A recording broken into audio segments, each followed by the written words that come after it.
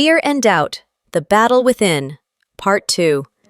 I heard the worship leader mention doubt as we prayed, and it seemed simultaneous, or almost immediate. I was crying to the Lord, "Help me believe," as I found it difficult to believe all he had said so far. Still on the back of the Firebird, I looked in a certain direction and saw a replica of myself. No fire, no wings, just me. But then, it didn't seem to be just me or my usual self. This me looked dead, dirty, whitish and pale, more like a zombie, a walking dead. She had no legs, so it seemed, but just floated in the air, draped in a black-patched, flowing robe. She was Doubt, and she terrified me. I gasped in fear and horror on seeing her. Soon, my appearance began to change, taking on her form, and I began to get heavy too. My heaviness put weight on the Firebird, and it began to lose control, heading downwards like it was about to crash.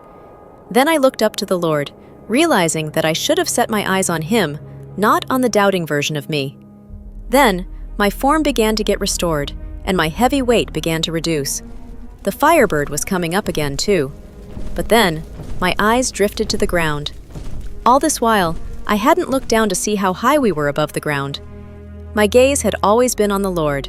However, I had hardly finished recovering my usual self when I looked at the ground and discovered how high we were from the ground. I began to scream and shriek in greater fear, and as you may guess, we were falling, down to the ground. I went into a frenzy, screaming and crying, shouting to the Lord to help me. We were heading to the ground from a great height, and I was sorely terrified, so much that I felt like screaming out loud physically. The next scene I saw was of myself holding on to the Lord as He sat on His throne, back in the throne room. Apparently, the Lord had saved me from that fall, but the Firebird had crashed into the ground.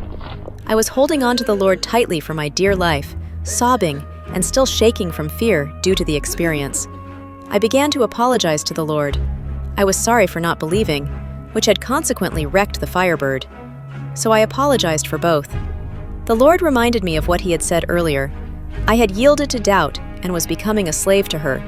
Her control was getting strong on me, almost taking my life. I looked in that direction again and saw her, Doubt, floating away into the dark. I felt sad for myself. The Lord took me to that shelf again. He picked another box, similar to or same as the first, and handed it over to me. Although I felt this one looked prettier. It looked like it had some precious stones inlaid into it. Then, He handed me a small bottle of perfume.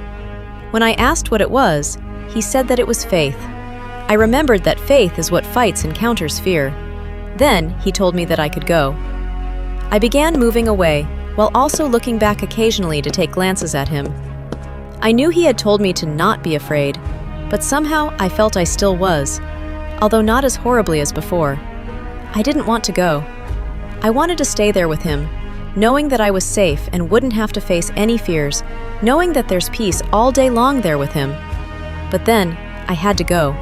So, with part fear, part boldness, but with a new wave of hope and confidence, I left, still taking glances anyways, until the light began to fade and the vision ended. 22nd June 2025. Sister EEM Gam Watch.